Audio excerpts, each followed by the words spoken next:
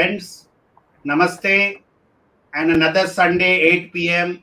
Indian Standard Time, and welcome to our program, Words of Wisdom, Gyan Ganga, on our Virat Hindustan Sangam social media channels. We are on our 161 episode, 161st episode of our series, which we have every Sunday with Dr. Swami. And today's topic is the emergency 1975-77, how it happened, how to ensure it won't happen again. So this is the discussion. As you all know, this is today and this week has been the anniversary of the emergency that was imposed in June 1975 by Srimati Indira Gandhi, the then Prime Minister. And we were all motivated by that one slogan during the emergency, Andhere mein ek prakash, Jai Prakash. And that kept the movement going. And as you all know, a lot of volunteers, especially of the RSS and other opposition parties then, were arrested. There were court arresting going on. The RSS contribute the largest number of people that were detained during the emergency. And beside the RSS, the Akali Dal also on a systematic basis had courted arrest. And as you know, what happened between those dark days and in when it was then relaxed in around March 1977. Dr. Swami has been one of the persons who opposed the emergency. And as you know, his role in exiting India undetected, re-entering India undetected, making a dramatic appearance in Parliament on 10th of August 1976, and then again going back abroad. All this is part of history. We will today be discussing how it happened and why it should not happen and how to ensure that it not happen again. I have to thank my co-host, Professor Arvind Chaturvedi from Delhi, Ramesh Swami, and also the technical team led by Ashish Shetty, Tejas Navalgul, Ishwar Iyer, Swaminathan, Rakesh Gadgi, Vishal Mehta, and Ajesh Nair for their inputs for every program we put together and webcast, telecast on every Sunday at 8. So with these words, it is over to Dr. Swami, the hero of the emergency, to tell us about today's subject. Thank you. Dhanyavad.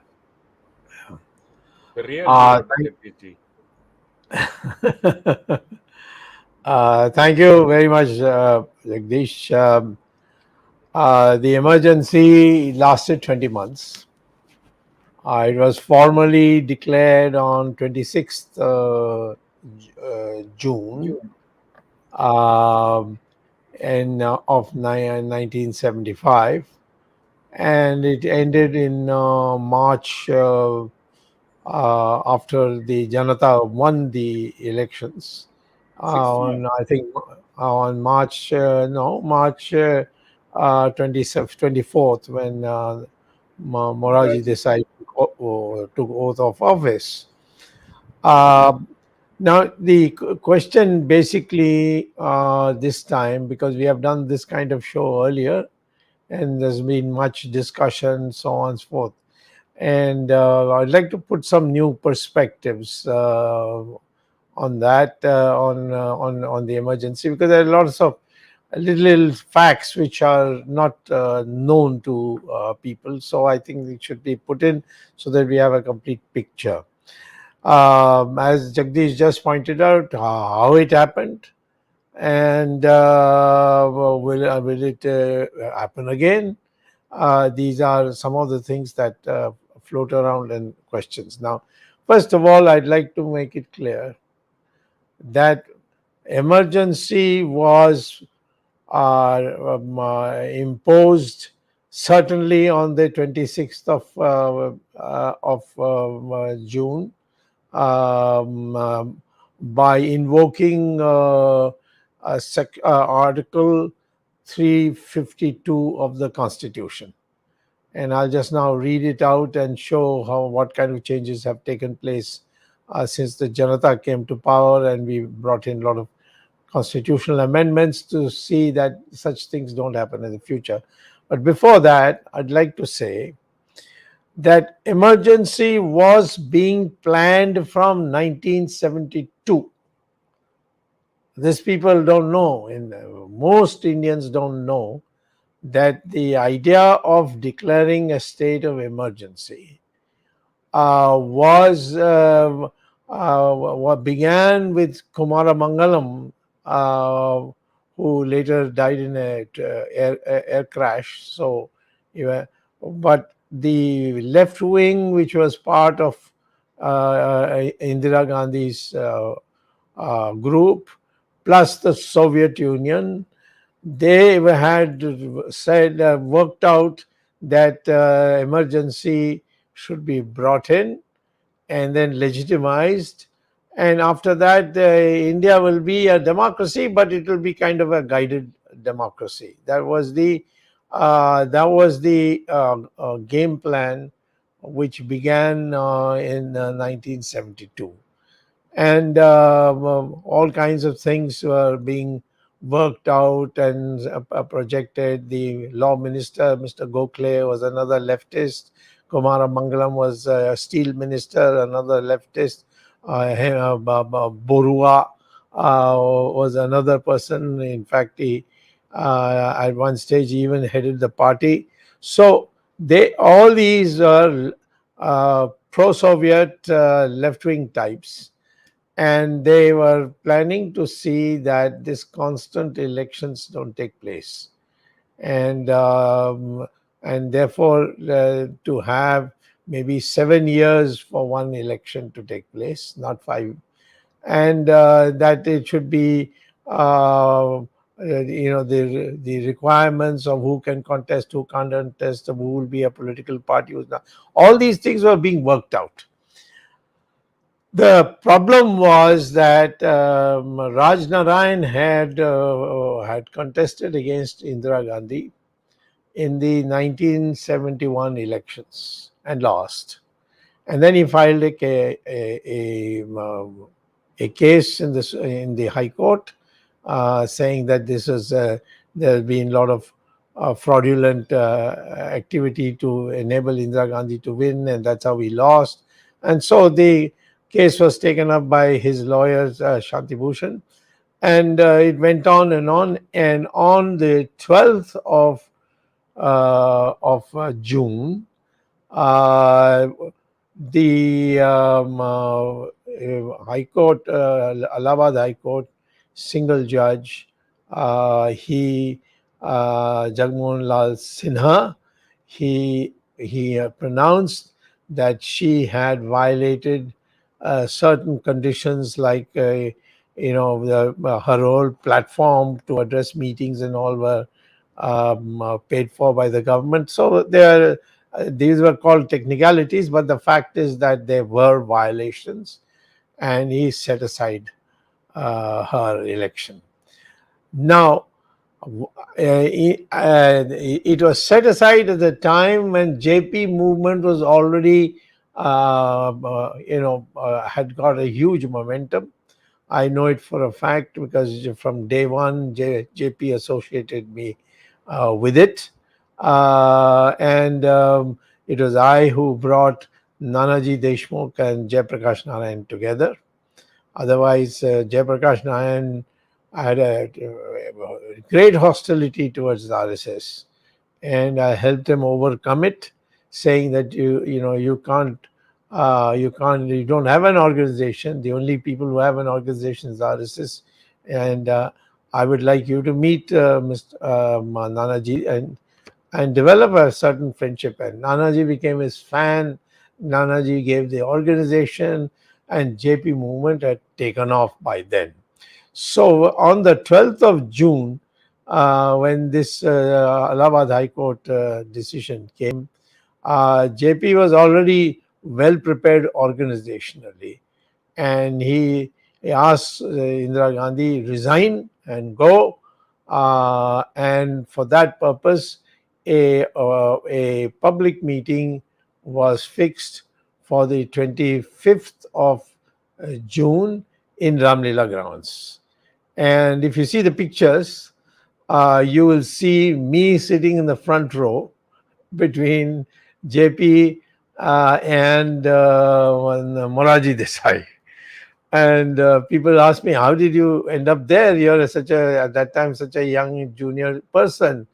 It was Nanaji who planted me there because JP and Moraji Desai had a quarrel uh, on the 25th of June, and over a very silly matter.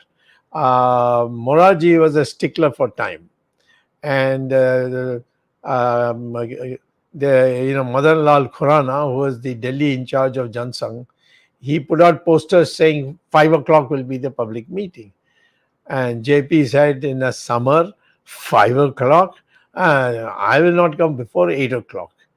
And Moraji then quarreled. He said, if you give a poster and put a time, you have to abide by it. This lack of indiscipline, this, that, oh, big jhagda took place.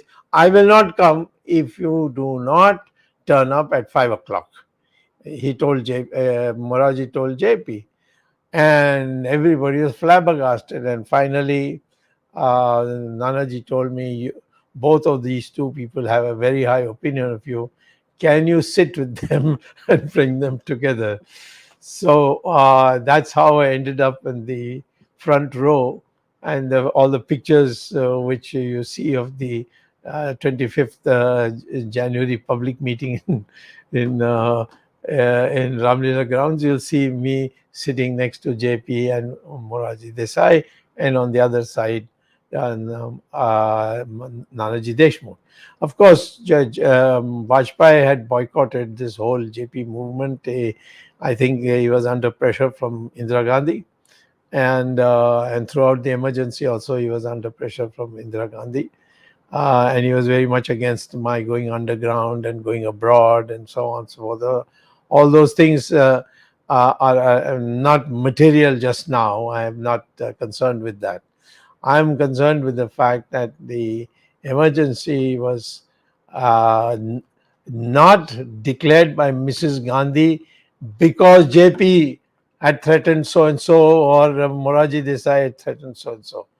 It was a plan by the Soviet lobby to do it from, and the planning was done from 1972.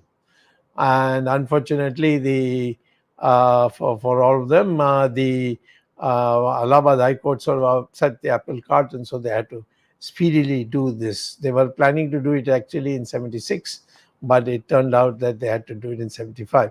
So the emergency declaration had nothing materially to do with Mrs. Indira Gandhi's being set aside. It only was the accelerator. It was only the thing that accelerated the whole process. But the fact is that there was a clear-cut plan to finish democracy and introduce a Soviet-style society, political society.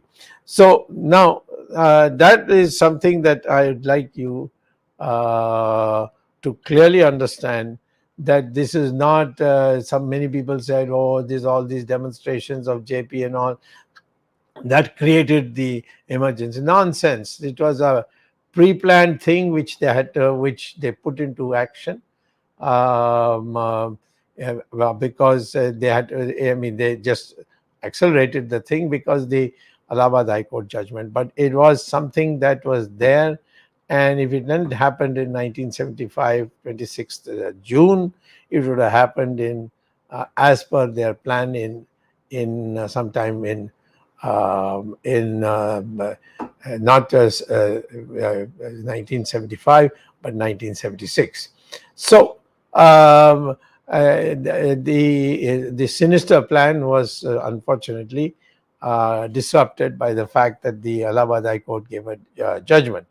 Now, when I look at the Article 352, which was invoked, I have there with me here the amended version, And I'll just sort of put it out. It says it's Article 352. It's part 8 of part 18, excuse me, of the Constitution, and it says if the president is satisfied that a grave emergency exists where the security of India or any part of the territory thereof is threatened, whether by war or external aggression, and then in the bracket originally was a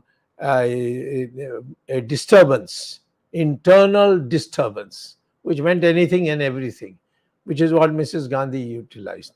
But the Janata government, which came subsequently, replaced that internal disturbance with the word armed rebellion.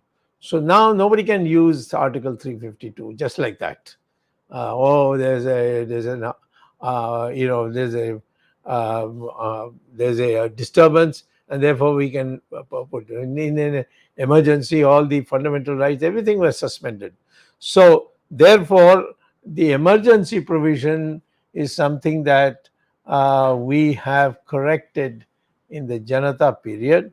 And so when you say, can it happen again? Let me say at this stage that it can happen again, but it had better be something extraordinary, and it's the circumstances that change.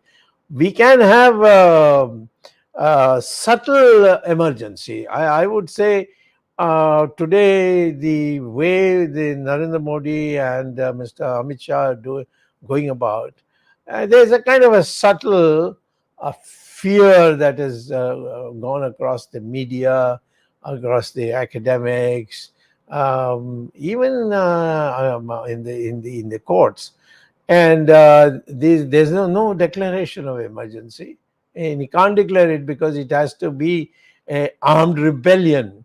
There's no armed rebellion, so they can't invoke that. But in effective terms, um, we need again, let me say, we may have to bring in another amendment to ensure that even a subtle emergency cannot be imposed unless it is backed by the following ABCD, of reasons. Because I am witnessing, I saw a bit of it when Sonia Gandhi brought in that Hindu terror business, and that was also part of the creeping emergency that they wanted to do. And I find that Mr. Modi also, and Mr. Amit Shah together, they have induced a lot of fear in our society, and I think it's time we address that. And I would like to see people who have some guts to come out and openly express it, and hopefully that somehow that will they will change their mind. I certainly would like to see the RSS in particular. I've been interacting with the RSS and mentioning about these matters. I think we have seen some of it in Gujarat earlier when the riots took place, but those are things taking us very far afield. It's not the right time for me to deal with it. But I will say that can it happen again? Yes, of course, but in a new form, it won't be like that old one we saw. So therefore, I would like to say that Article 352 has been amended to the point where nobody can utilize it because it's an armed rebellion. It is not like the old days, an internal disturbance. That's gone. Now you have to show that there's an armed rebellion, and that's very tough to show. But that will depend on the fact that the Supreme Court, the media, all of them are gutsy enough to challenge it if somebody tried to bring in through a subdued version of the emergency. Now, uh, when I was when the emergency was declared, I was, I was in that meeting of January, June of June 25th, and I had gone home. Before going home, JP asked me to have dinner with him, so I had dinner with him. And it was till midnight, and then I went home. I went to sleep. At 4 o'clock in the morning, I got a phone call. It was a very strange phone call. It was from in those days I used to live in my private house in Greater Kailash. That phone call was from the Greater Kailash police station, and the SHO phoned me up and he said, "स्वामी साहब, आप घर में हैं?" सो I told him, क्या बात कर रहे हैं आप 4 बजे सुबह फ़ोन करके मुझसे पूछते हो घर पर है? नहीं, मैं यही सोच रहा था कि आप घर में हैं तो मैं आपको मिलने के लिए आऊँगा। Now that gave me the hint that the police was giving me, they said, get out, run away, because I have to arrest you. And so immediately I told my wife that, listen, there's something weird that has happened, and for a day or two, I'm going to go and hide somewhere.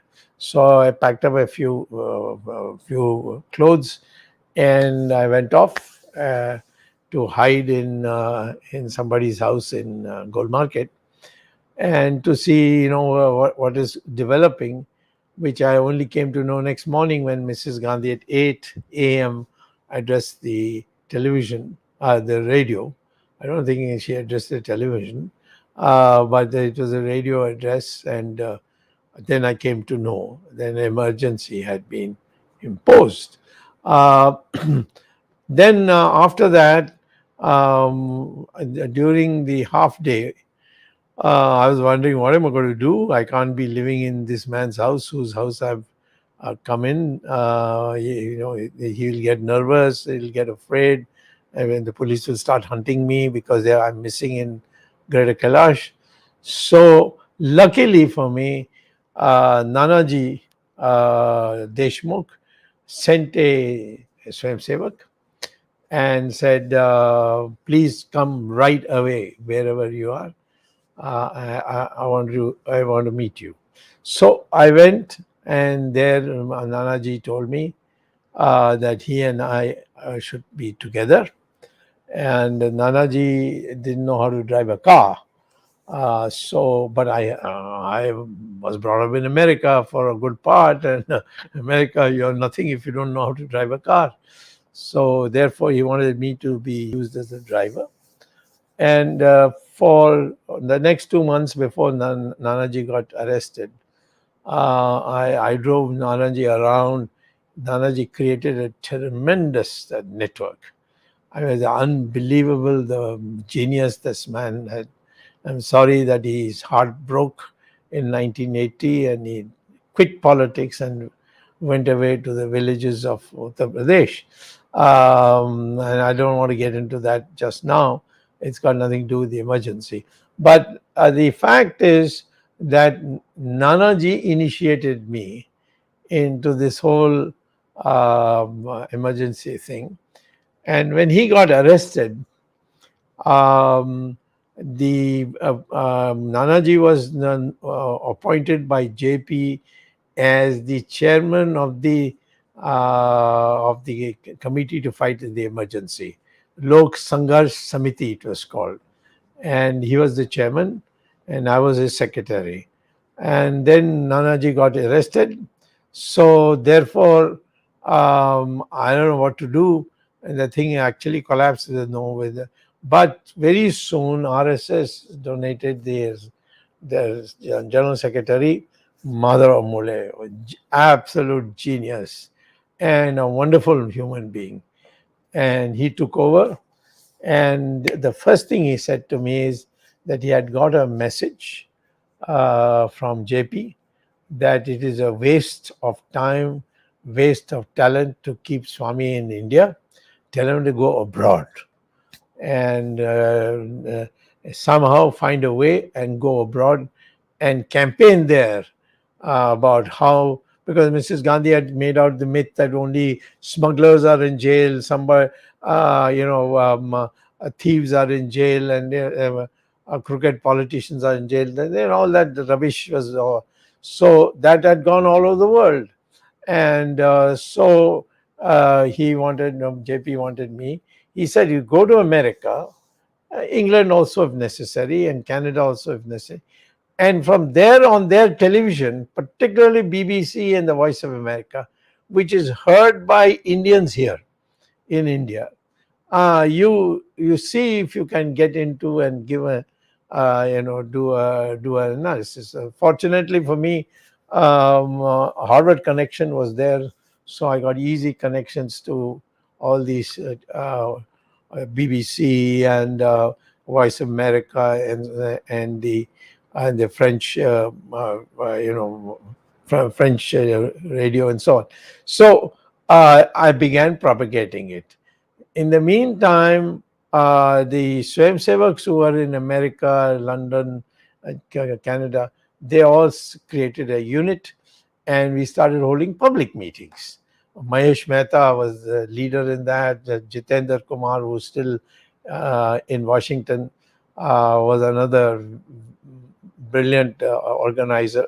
So these are the kinds of things. So we built a whole network, and very soon Mrs. Gandhi's name was mud in the United States, and the public began demanding the restoration of democracy.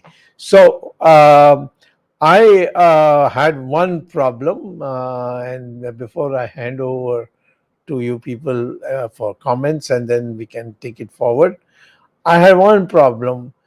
I had reached United States. I had reached London on the 7th of January 1976.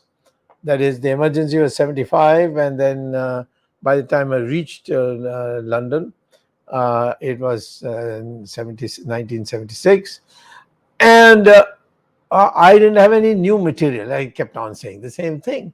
It became very stale, and people said, if there is an underground, if people don't like the emergency, because we hear the trains are running on time, officers are coming to office on time, and people are very happy, there's no corruption, there's this, that, all kinds of rubbish counter arguments. So I had this in my mind. Now how do I now continue like this? I mean, I've done for 5 months in the United States. It's getting stale. I've got no new material.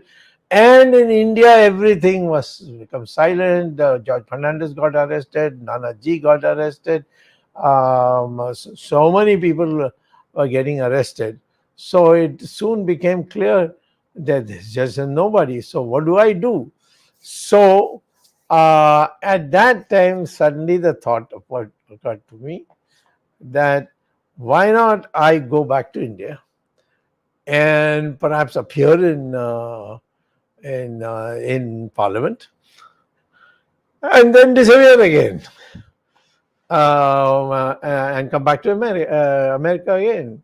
Is it possible? And then I started plotting that, and everybody was against it. I got even messages from Mother or Mule.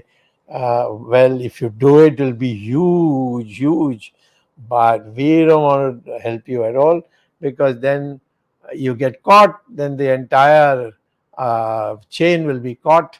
And so you do this, get it done, turn up in Bombay, and after that, I take responsibility to see that you go abroad again.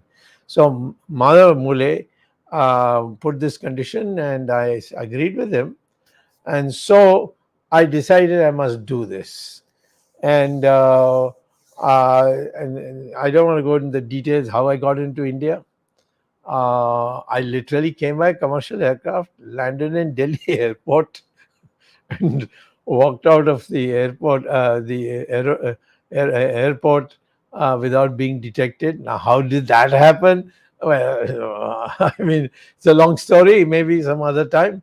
But on the 10th of August, 1976, I got hold of my wife. Um, you would be surprised to know that after I reached Delhi, I moved into my own house and lived there for 5 days. Nobody had a clue. Why? Because I went dressed like a Sardaji and rang the doorbell. Previously agreed with my wife that she'll open it and say, "Kya baat hai?" And I will say, "Aapka television kharab hai, complaint aaya hai to." And so she would and let me enter. And fortunately, the police, which was seated outside my house and outside the gate, they had a badli. So the badli people were not told that some Sardaji has gone in and is not coming out. So I find out what the hell is going on. They were all very bored with the whole thing. So they just, the badli took place. So 5 days I was in my own house.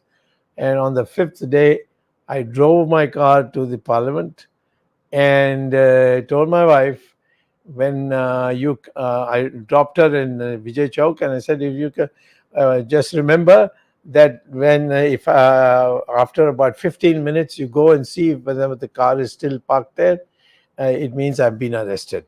If there's no car, it means I've taken the car and parked it in Birla Mandir parking lot. So you can pick it up from there. So that's how the whole thing was beautifully arranged. I managed to reach Bombay, and Madhurao Mule arranged a car by which I went to Nepal. The Nepal king was a student when I was teaching at Harvard, and he arranged to see that I fly out, and landed up in London, and then from there to Washington. So, I mean, that shattered Mrs. Gandhi completely. And every newspaper in the United States, England, had, oh, Mrs. Gandhi's sham emergency made out of mud and all that.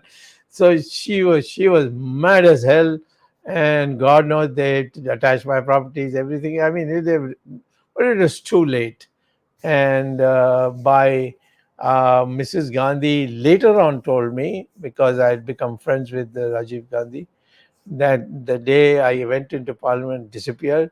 She said to everybody, "You all have been telling me lies that the country likes what I'm doing, and this couldn't have happened if that was so.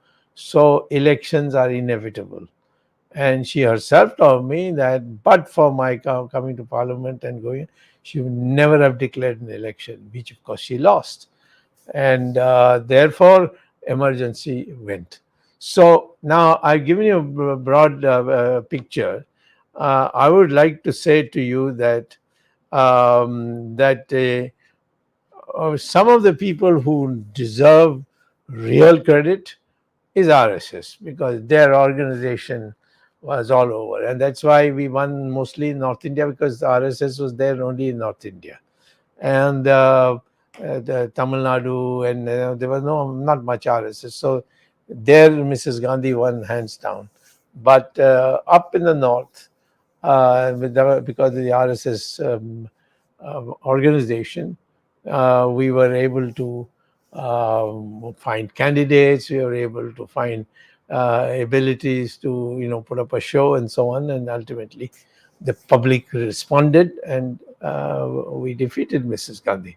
Now, I would add this much, that there were a lot of people who were highly discouraging. One is Vajpayee.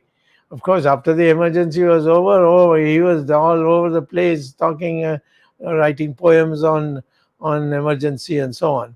But he never went to jail. People think he went to jail. No, he the first day he was picked up in Bangalore. He had gone for a committee meeting of Parliament, and he was picked up. And the next day, Mrs. Gandhi intervened, and Mrs. Kaul, the live-in lady of Mr. Vajpayee, she appealed to Mrs. Gandhi, and so Mrs. Gandhi put him on payroll. And Ram Bahadur Wright has written a book about how he went to see Vajpayee, and what Vajpayee said, that you guys are all made a mess of the whole thing. You have to now, JP has landed us into a lot of soup and this and that, all kinds of things. With me also, he was constantly writing letters saying, better you surrender. Because of you, she's not lifting the emergency. But Madhava Mule said, that to hell with it. Just give me his letter and I'll tear it up. And so um, uh, there were very many people who had cracked up. But I must say, for the youngsters, particularly of the RSS, Vishwandhi Parishad, I mean Vidyarthi Parishad and so on, extremely very good. And I know Modi today may say that he was wearing a sardar and this and that. I never saw anything of him. And he was only 24 years old. I mean, what is he? Who's he bluffing? But he had no role to play. There are a lot of people who claim that, but it's okay. But the fact is that it's the cadre of RSS. For example, Jagdish knows there's a guy called Baliga uh, in um, uh, in Bombay, and he used to come every morning with the newspapers, and every evening with letters which Roxana, my wife, had written, giving me the update and so on. And he took such a big risk. There were people like that all over the country, and let us not forget them. It's easy today. Some people claiming, "Oh, I played a role in the emergency." The only people who played a role in the RSS organization, all the big leaders, Nana Gore and X, Y, Z, all these socialists, everybody, they all had chickened out. But the youngsters were the ones who played a role. Today, I would say, to conclude, that we must understand that that emergency was explicit. Today, we have a kind of um, osmosis that is taking place. That is, it's not explicit, but there is a suffocation of democracy that's taking place, and we must all pledge not to allow that to happen. Mrs. Sonia Gandhi started this whole thing, all this Hindu terror, this, that nonsense, and nearly finished democracy. And then we defeated her. But today, again, I find the same thing, that we are targeted if we don't agree with Mr. Modi or Mr. Amit Shah, and you get the targeting done in very subtle ways. So, but you got to fight it, ATM. and we should also do that. So, over to you, Jagdish.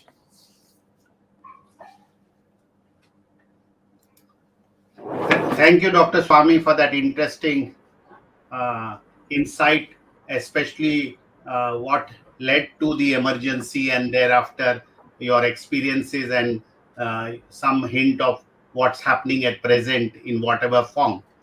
Dr. Swami, also please tell us that uh, during the emergency and especially after the emergency, there were a lot of people who perhaps jumped onto the bandwagon and wanted to claim credit. You have just now even mentioned. But what was the role of these people like Devkant Barua, who called Indira is India and India is Indira, all that type of slogans? And especially there was some party men within the Congress also who opposed the emergency. Could you just tell us a little bit of that thing? Because what is important is, although Congress party, I would say, uh, eh, anti-democratic moves they did, but there were some people within the party also that opposed Indira Gandhi and perhaps got arrested. If you can show us some light on their internal party voices that were there, with maybe a small voice, but what about that? Could you just enlighten our viewers, especially the younger generation? Well, the person who had to go to jail for saying this is wrong, this putting JP in jail is very wrong, etc., was Chandrasekhar and and his associates. And she put him in jail. She put him in solitary confinement in somewhere in Haryana, and he is subjected to torture. He's written, I think Chandrasekhar has written his volumes, his diary, so to speak. Morarji was the person who, I can say, shattered, rattled, whatever you want to call it, Mrs. Gandhi, because JP had his kidneys were knocked out, and he was in hospital, and he was of the view, why am I putting all everybody to this kind of torture? Let me see if I can speak to her and some way to bring her around. Bajpai, of course, was a total surrender. And so, in fact, the second time I had to go abroad was Madhurav Mole told me that Mrs. Indira Gandhi and the leaders of the opposition, they are meeting to work out a compromise by which the emergency can be lifted. But the first thing that has to be delivered is you have to be delivered to her. So I said, I have no problem, deliver, hand me over to. He said, no, after that, your kidneys will be removed, your eyes will be punctured. You don't know how much hatred there is for you. So you leave. And now, and so I had to leave the second time, not because I wanted to leave, but Mother of Mule told me you have to leave, otherwise you will not be dead, but you will be certainly maimed for the rest of your life. And these are the things they are planning against you, and so on. And Mrs. Gandhi, had gone berserk with me because I made her look silly, walking into Parliament, making a speech, and buzzing off. So she was a laughing stock all over the world. So therefore, I would say, the underground, there's just no question. It was the RSS, and particularly led by Madhav Mole, Tattopan Tengri. Nanaji, of course, got arrested. Then all these top men, um, uh, and they all went on building the organization. We got the um, uh, I mean, I'll have to remember them, and if any time I write a book, because I've been not writing a book on it, because I'll have to write the whole story. But when I do write a book, I will mention all this. Moropan Pingle, for example, he was a man who boosted your morale. All these young swayamsevaks like you yourself met Baliga, who braved everything Jagdish and Wali. brought me papers and letters. Huh? Jagdish Yeah, Waliga from Vile uh, Parle. Villeparle. So I mean, the valor of the young people is really what I believe is something that we should record sometime in the future. So I would say amongst the leaders, Chandrasekhar stood out by criticizing Mrs. Gandhi for putting JP in jail, and she put him in jail instead and in solitary confinement. And he, but Mrs. Gandhi ultimately called for elections because of the obstinacy of Mr. Morarji Desai. And by the way, Morarji Desai was kept in solitary Solitary. confinement. He was 80 years old, and they kept him in solitary confinement. And then finally, she sent emissaries after emissaries. He said, "No, withdraw the emergency, or I'm not coming out." Let me die in peace here, but I will not agree to it. Others all sort of agree. Nana Gore, Bajpayee, of course, was in a surrender mood perpetually. All these people. But Moraji didn't, refused. He said, no, what you have done is against all that we fought the British against the British. Now you withdraw that, or I am not coming out. And it is that Charan Singh came out on parole, but he never buckled under. I mean, to his credit, he had a health problem, so he came out, but he continued to maintain that you have to withdraw the emergency. So the I would say amongst these people, Moraji is number one, Chandrasekhar is number two, and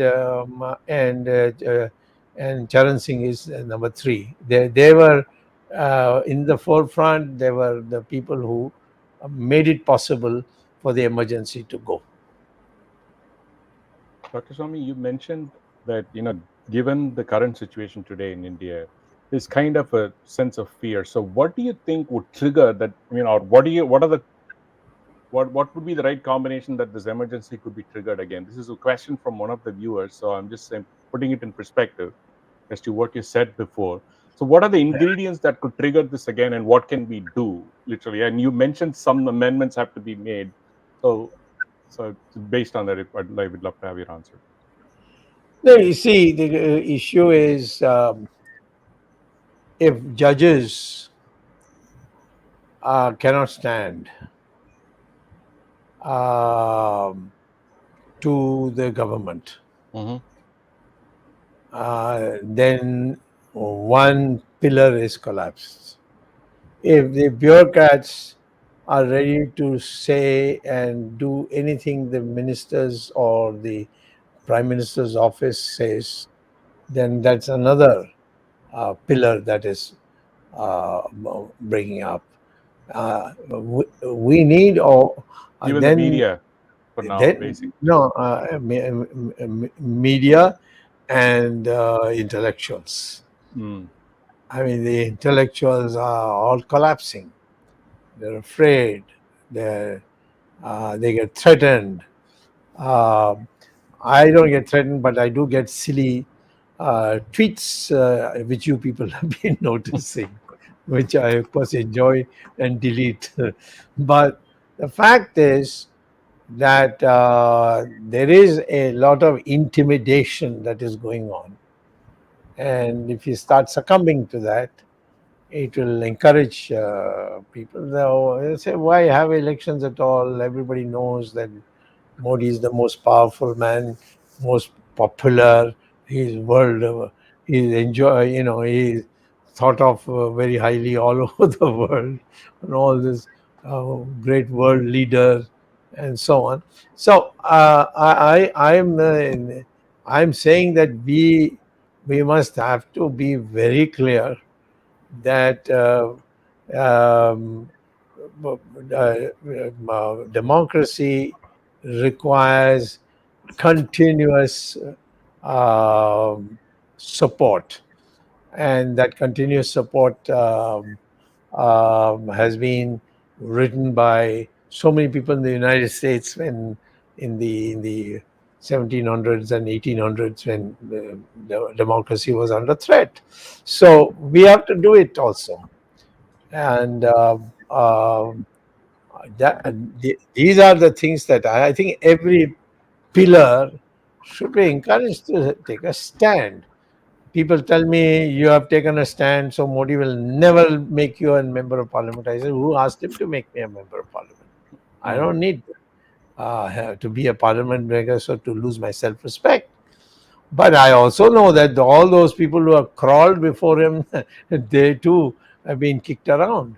So I mean, the issue is to be a good boy.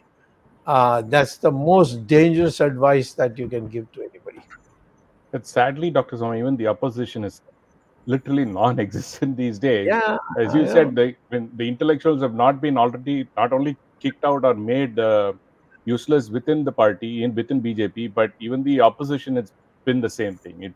Yeah. They're falling too. I mean, the entire Buddhu family. So what do you expect? Sadly, even the opposition is not in a position to even put up a credible fight. Yeah. Yeah, I agree. I think that those that evil man called Chidambaram, my God, what he did with that Hindu terror, how many lives he ruined. There are some general, colonels of our army who have been through hell. Then there have been Sadhvi um, uh, who had to, suffer being stripped in the by the The police. police. Yeah, I mean, all these things. They're not. Modi is not the author of this. Modi is just an executor of what was already started. Yeah, and sadly, even in the past 6 months, what we have seen played out in a way, there's not been either an attempt to have a firm hand to deal with the situation, allow it to fester, and bring it up into a position where there is a lot of riots and things going all over the country, and Yeah, that's perfect ingredient to bring in another yeah, kind of emergency. that's right. That's a good excuse. Arvindji, Yeah, yeah. Arvindji, go ahead. Dr. Swami, I have 3 4 points. My Mm, first point is about Indira Gandhi's decision after the 12th June judgment. mm, Kuldeep Nair, mm, who was a journalist who wrote a book called The Judgment earlier, in his mm. autobiography, he has written that Mrs. Gandhi had actually decided to resign. But it was Sanjay Gandhi and the Siddharth Shankar Ray. Siddharth Uh, Shankar Ray, who was her legal advisor and leader from the West Bengal of his party, Sanjay Gandhi and Siddharth Shankar Ray persuaded her to impose the emergency. Number one. Number two, Jagdish had asked this question about the Congress leaders. After the elections were declared, the large number of Congress leaders, including Babu Jagjeevan Ram, Hemati Nandan Baguna, and others who formed this part called Congress for Democracy. Nandini And Satpathy.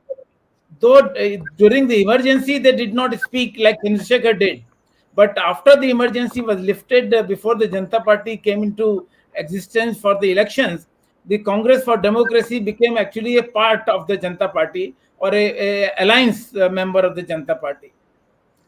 Number three, the issue about the election that Mrs. Gandhi lost. It was during the excesses, due to excesses during the emergency, and especially in North. I can say vouch for Uttar Pradesh, Madhya Pradesh, Rajasthan, others, where the Congress was totally wiped out. It was one issue called Nasbandi. Nasbandi was actually forced sterilization of the people, and each member of the government department were given some quota कि इतने नसबंदी के case आपको लेके आने, otherwise आपकी नौकरी चली जाएगी. Teachers were put on the job. So it was Sanjay Gandhi who had introduced this idea, and along with Mrs. Gandhi's 20-point program, Sanjay Gandhi had 4-point program. So we used to say कि बेटे के 4 माँ के 20, दोनों मिलकर 420. This was the slogan going on those days. So it was Sanjay Gandhi who also had a role to play in defeat of the Congress post-emergency. And number four, I want to ask you, after Mrs. Gandhi lost the Allahabad High Court, she had actually introduced an amendment in the month of August 75 that any election petition against the president, vice president, speaker, and prime minister cannot be handled by a court. It will be handled by a special body. And this was introduced by Mr. Gokhale, who was the law minister. So I would like, since you are knowledgeable about these things more than anybody else, would like to mention these things. well, what Kuldeep Nair says is rubbish. Hmm. I was on a train after entering Parliament and then disappearing. I was on a passenger train from Delhi railway station to Mathura Hmm. on my way to Bombay. change to GT and go to Nagpur, and from Nagpur go to Bombay. Mm. Um, so in the train, nobody was talking about Nasbandi. Mm. They were only talking किसी से मिल नहीं सकते, हमारे MLA गायब हो गया, कोई किसको हम अपनी मुसीबत बताएं. Mm. So that's complete contradiction because people try to play down the democratic character of India. Mm. And yes, I do berate the South Indians that despite your being so educated, you voted for Indira Gandhi. I can understand UP Walas wanting to vote for Indira Gandhi, which they didn't. But the South voted Mm. for Indira Gandhi, and there was no reason why they should have voted. But in the North, I remember they very clearly each time said, किसी से बात ही नहीं कर सकते, मेरा MLA से का वो मेरा मैं उसको पहुंचता उसके पास पहुंच भी नहीं सकता हूँ. Nobody said नसबंदी हो गई, ये हो गई, nothing. I didn't hear in that entire train. So this is something which they made it easy for people that Indira Gandhi did not Mm. remove democracy, but that stupid Sanjay put all this Nasbandi into the thing, and that's how it is. Otherwise, people would have accepted. See, after all, South has accepted. All right. So I would not go by that. Um, the second thing you had said is CFD, about, CFD, Congress for yeah. Democracy. Well, I mean, listen, at that time, Jagjeevan Ram was the one who moved the resolution for the state of emergency, Right. and we brought him out. And, he didn't even say, I'm sorry, I apologize for doing nothing. Mm. We brought him in. And one of the people who have fought it is Mr. Vajpayee, because Jagjeevan Ram was for Vajpayee being made deputy prime minister, which neither Charan Singh nor Moraji accepted. Mm. So I don't go about all that. Um, why did we take that? They were already taken the big deal. I don't think that it fundamentally changed the character of the people's thinking because Jagjeevan Ram came. It's only the thing is that the atmosphere of fear watered down a little. So therefore, there are all these ways where the Indian people's commitment to democracy is being watered down and to be made into something else, and we have to be beware of it. I don't. I think it was people understood that this is what we need. This is the democracy that for us is that is what will make us safe, and so they voted for democracy.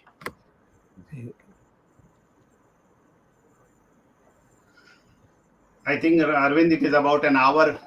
You may wind up because there are a lot of questions, but I think each topic is as interesting as the other. I think Ramesh had hinted about that question because some of the question when in the morning we were tweeting that Dr. Swami is going to talk about emergency. The many people who asked on the Twitter that what about undeclared emergency of today? And the ED is being misused, the CBI is being misused, people are put into fear. Akhilesh Yadav did not even go to Ajamgarh to campaign.